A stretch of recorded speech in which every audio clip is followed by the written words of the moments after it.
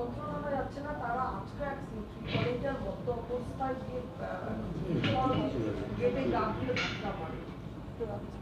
আবার ছাত্রছাত্রীরা আন্দোলন বসেছে নিরাপত্তার দাবিতে। সিভিক ভলেন্টিয়ার সমস্যার সমাধান হচ্ছে না। টোটাল সিভিক ভলেন্টিয়ার কত আছে জানো?